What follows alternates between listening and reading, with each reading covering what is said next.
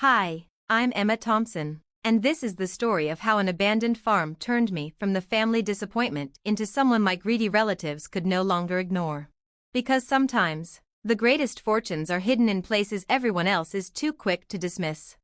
I remember the will reading as if it happened yesterday. The mahogany-paneled law office felt airless as our family attorney, Mr. Harrison, adjusted his glasses and began reading my parents' final wishes. The car accident that took them both had left behind a fortune worth nearly $50 million, at least, that's what I believed.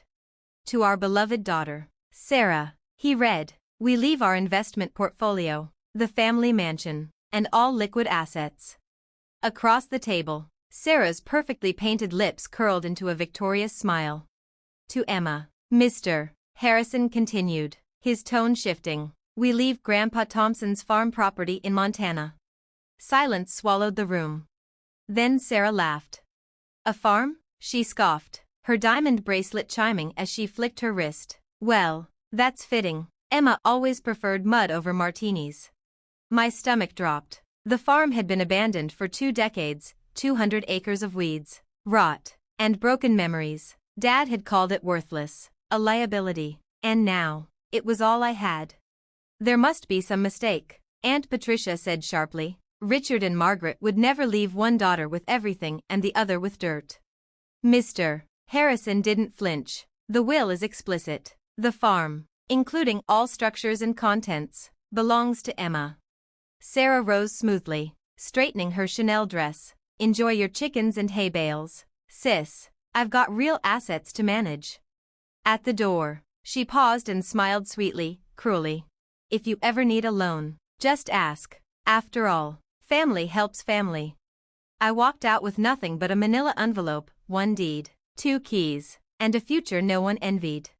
The next morning, I stood on the property for the first time in years. Dust coated everything. The farmhouse sagged under its own age, but the barn, huge, silent, watchful, pulled my attention immediately. Grandpa Thompson had been brilliant, a mining engineer who'd made his fortune early and vanished from society just as quickly. Dad said he'd gone senile, wasting his genius on an empty farm, but I remembered something different. As a child, I'd followed Grandpa into that barn and watched him disappear for hours behind a door no one else could ever find. "Our little secret," he'd whisper with a wink. After he died, the door vanished. Dad searched once, shrugged, and called it a hallucination. But I remembered. 3 taps on the north wall, then push the 4th board from the bottom. My hands trembled as I did exactly that. Click. The wall shifted. Behind it, a staircase descended into darkness. My phone's flashlight cut through the shadows, revealing a vast underground chamber. I froze. The walls were covered in geological surveys, chemical formulas, and mining projections. A fully equipped laboratory sat beneath dust covers, untouched, preserved, and in the corner stood a steel safe. The combination was my birthday. Inside, I found a leather-bound journal and a single USB drive. The journal's first page read, "To Emma, the only one who ever listened." Tears blurred my vision as I read. Grandpa hadn't lost his mind. He'd made the discovery of a lifetime. The worthless farm sat atop one of the largest rare earth element deposits in North America. Even more incredible, he had engineered a revolutionary extraction process that was cleaner, faster, and more profitable than anything currently on the market. The USB drive contained patent filings, complete, approved, and never activated. Grandpa had been waiting. For the right moment. And the right person. My hands shook as, that's when it hit me. The farm wasn't worthless. It was worth billions. And if my family found out, they would destroy me to get it. Sarah would hire the most aggressive lawyers money could buy. They'd question my competence, my mental state, claim I was incapable of managing something this valuable. I'd seen how my family operated when real money was involved. So I did the only smart thing. I stayed quiet. That night, I slept in Grandpa's old house, reading every page of his journal by lamplight. By morning, I made 3 phone calls, carefully chosen, deliberately spaced. A patent attorney, a senior mining engineer, and an investment banker I'd met during my years in finance, a career my family had always sneered at as safe and uninspiring. Everything you're about to see stays confidential, I told each of them, because if it doesn't, none of this survives. For 6 months, I lived 2 lives. While Sarah flooded social media with photos of champagne flutes, private jets, and charity galas, I worked in silence. I recruited the best minds in the industry under ironclad NDAs. The abandoned barn became our headquarters. Grandpa's hidden lab was upgraded with cutting-edge equipment. One night, Dr. Chin, our lead engineer, leaned back from the data, stunned. "These patents are decades ahead of the industry," he said. "Your grandfather solved problems companies have been throwing billions at for years. Do you understand what this means?" I did. With global demand for rare earth elements exploding, smartphones, electric vehicles, defense systems, we weren't just sitting on a mine. We were sitting on the future. We incorporated quietly, Thompson Sustainable Resources, shell companies masked ownership. I funded early operations with savings from years of disciplined investing, the same modest career my family once mocked. Then came Sarah's wedding. I considered skipping it, but absence would have drawn attention.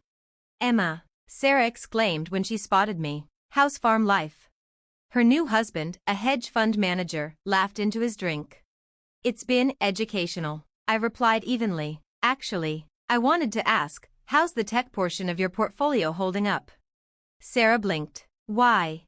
"I've heard rare earth shortages are hitting manufacturers hard," I said lightly. "Must be affecting valuations."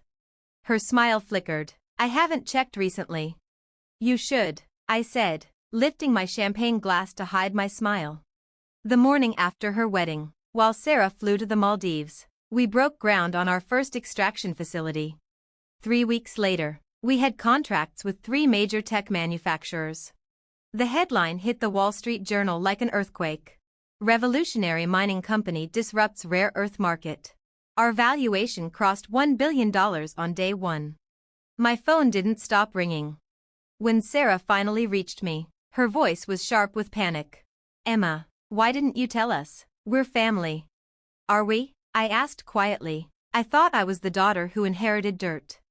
The legal attacks came fast and failed faster.